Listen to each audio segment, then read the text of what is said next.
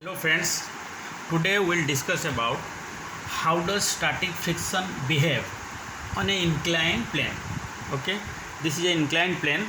A body of mass m1 is placed on the inclined plane. The inclination angle is theta. So as you know from the previous class, the normal force on the mass m1 due to inclined plane will be this direction, normal force, and the its weight force m1g will be vertical downward, and its component along the normal force direction will be m1g cos theta, and the mg component along the inclined plane will be m1g sin theta. Okay, the situation is in this situation, and it is connected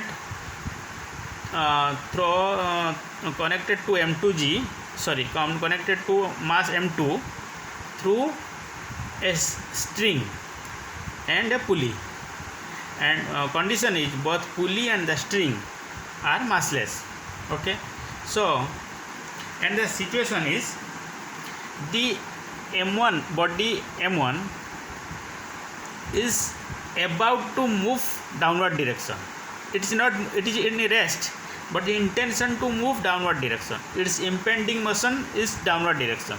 Okay, in such situation, that means if you add very tiny amount of mass on it, it starts moving downward. But the scenario is this whole system is at rest. Okay, so tension as the string is massless, the tension will be throughout the tension will be equal for the string. So T will be m2g, and the normal is equal to n equal to m1g, and there is no movement along y axis. Okay, so we can write. So in this situation, the static friction will be maximum as the body m1 is about to start move to downward direction. So maximum frictional force will be in upward direction, and maximum will be mu s n. Okay, so we can write the equation T in this direction, T plus Fs maximum minus m1g sin theta equal to 0. So T plus Fs maximum minus m1g sin theta equal to 0. So T plus Fs maximum equal to m1g sin theta. We can put the value of T equal to m2g plus Fs maximum equal to m1g sin theta. Okay. Now in this situation, if we add little amount of mass on m2, say delta m on it, that means still we see this system or the body m1 still on rest. Okay, now we can write the equation. Now tension will be increased up to previously it was m2g, now it will be m2 plus delta mg. So m2 plus delta mg plus Fs maximum equal to m1g sin theta. But if compare the previous one is same, but we have increased the mass up to delta m. That means this left hand side must be increased, now increased up to delta m value. So that means this m1g sin theta is constant, m2g is also constant. Only to equalize both the left hand side and right hand side, Fs maximum must be decreased up to what amount? The delta m amount. So we can write now, we cannot write Fs maximum, we can write Fs. Fs will be how much? Fs maximum minus delta mg. Okay, if you still adding another delta m, and we should proceed like this, then we can find up to n, Fs will be Fs maximum minus n delta mg, and the situation comes when there is no friction. So at that time Fs maximum will be n delta m g. Okay, delta mg. At that time, that means previously the static friction was maximum. Okay, now as we adding the delta m mass on m2g on m2, it starts decreasing and becomes 0.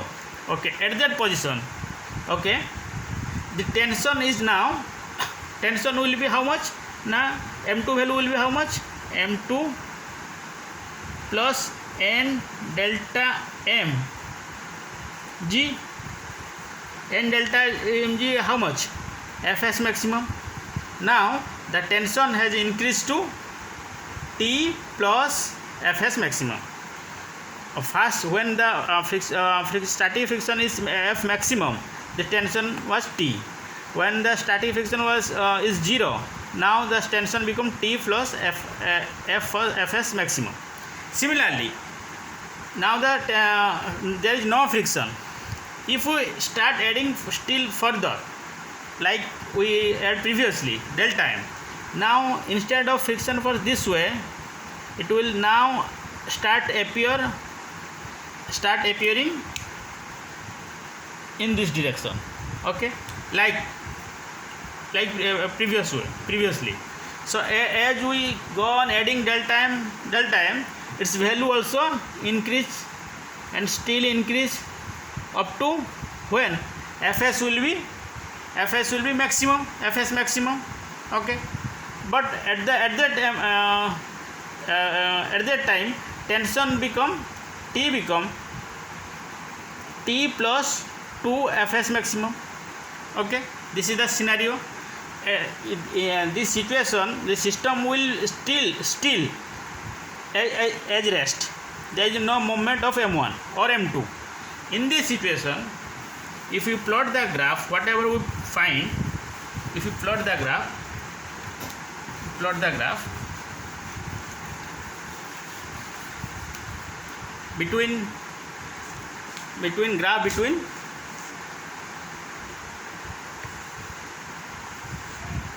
between Fs and tension. Okay, so when tension is T, Fs is Fs maximum, that is value is Fs maximum up to this graph between tension and magnitude of Fs, only magnitude value. So Fs maximum will be this way. When Fs become 0, this one T become T plus Fs maximum. When again it becomes Fs maximum, when T become T2 plus Fs maximum. Okay, so that means graph will be like this way. Okay,